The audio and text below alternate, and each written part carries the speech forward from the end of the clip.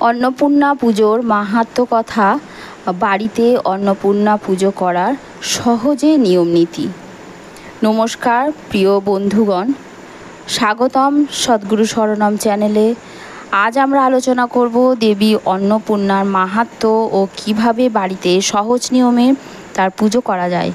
অন্নপূর্ণা দেবী হলেন অন্নের দেবী, যিনি বিশ্ববাসীকে আহার দান করেন। মা অন্নপূর্ণার কৃপা ছাড়া জীবন অচল, তাই সঠিক নিয়ম মেনে তার পুজো যদি করতে পারা যায়, সংসারে সুখ শান্তি সমৃদ্ধি বজায় থাকবে। অন্নপূর্ণা পুজোর যথেষ্ট মাহাত্ম্য রয়েছে। অন্নপূর্ণা দেবী শাস্ত্র অনুসারে মহাদেবের সহধর্মিণী পার্বতীর এক রূপ। একবার কৈলাসে মহাদেব বলেছিলেন, এই জগৎ মায়া মাত্র, সব কিছু ব্রহ্মস্বরূপ। তখন দেবী পার্বতী ক্ষুব্ধ হয়ে সৃষ্টিকে অভিশাপ দেন এবং সমস্ত খাদ্য নিঃশেষ হয়ে যায়। জগতে দুর্ভিক্ষ নেমে আসে। পরে শিব নিজেই ভিক্ষার ঝুলি হাতে অন্নপূর্ণার কাছে অন্ন প্রার্থনা করেন। তখন মা বুঝিয়ে দেন, অন্নই পরম ব্রহ্ম, অন্ন ছাড়া এই বিশ্ব টিকতে পারে না। সেই থেকেই দেবী পার্বতী অন্নপূর্ণা রূপে পূজিত হয়ে আসছেন। অন্নপূর্ণা পুজোর গুরুত্ব রয়েছে অনেক, এবং এর ফলাফলও আমরা অনেক কিছুই পাই এই অন্নপূর্ণা পুজোর মাধ্যমে।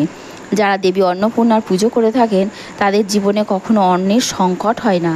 গৃহস্থ জীবনে সুখ সমৃদ্ধি শান্তি বজায় থাকে। ব্যবসা বাণিজ্যে যথেষ্ট উন্নতি লাভ হয়। পরিবারের সকল সদস্যর সুস্থ সবল থাকে। সন্তানদের পড়াশোনায় মনোযোগ বৃদ্ধি পায় এবং বিদ্যায় উন্নতি হয়। বাড়িতে যদি বন্ধুরা অন্নপূর্ণা পুজো করতে চান, তাহলে ছোট্টভাবে কি নিয়মে পুজো করবেন এবং কি কি উপকরণ লাগবে, আজকে আমি সেই নিয়েই আলোচনা করছি আমার ভিডিওতে। পুজোর দিন ও শুভ মুহূর্ত। সাধারণত অন্নপূর্ণা পুজো প্রতি মাসের পূর্ণিমা তিথিতেই করা হয়। বিশেষত চৈত্র ও মার্গশীর্ষ মাসে অন্নপূর্ণা পুজো করলে সর্বাধিক ফল লাভ হয়। সকাল 7টা থেকে 9টা বা সন্ধ্যে 6টা থেকে 8টা পুজোর জন্য শুভ মুহূর্ত। এবারে বলবো পুজোতে কি কি উপকরণ লাগবে। প্রথমেই লাগবে মা অন্নপূর্ণার ছবি বা প্রতিমা, শুদ্ধ গঙ্গা জল লাগবে, ধূপ দীপ পুষ্প লাগবে, চাল ডাল লবণ ঘি মধু ফল মিষ্টি নারকেল, পঞ্চগব্য লাগবে।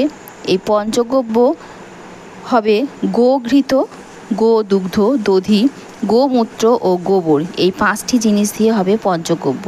তুলসী পাতা লাগবে, সিঁদুর হলুদ চন্দন অক্ষত লাগবে, বেলপাতা লাগবে, 5 রকমের সবজি লাগবে, একটি নতুন কাপড় লাগবে, লাল বা হলুদ রঙের একটি শাড়ি লাগবে, আলতা সিঁদুর লাগবে, কর নোয়া লাগবে, একটি গামছা লাগবে ঘটে দেবার জন্য। এবারে পুজোর প্রস্তুতি কিভাবে নেবেন। পুজোর দিনকে সকালবেলা স্নান করবেন, দিয়ে শুদ্ধ বস্ত্র পরিধান করবেন। গৃহস্থালী রান্নাঘর বা পুজোর স্থানকে পরিষ্কার করবেন। একটি কাঠের পাটায় লাল কাপড় বিছিয়ে তার উপরে মা অন্নপূর্ণার ছবি বসাবেন। প্রতিমার সামনে চাল ডাল ফল মিষ্টি অন্ন সমস্ত সামগ্রী সাজিয়ে দেবেন।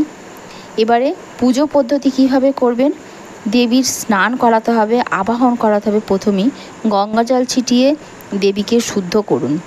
এবারে বলবেন ওং অন্নপূর্ণায় নমঃ, এই মন্ত্র উচ্চারণ করবেন, করে দেবীকে আমন্ত্রণ জানাবেন। পঞ্চোপচারে পুজো করবেন, যেমন গন্ধ পুষ্প ধূপ দীপ নৈবেদ্য। গন্ধ হচ্ছে চন্দন বা কুমকুম অর্পণ করবেন।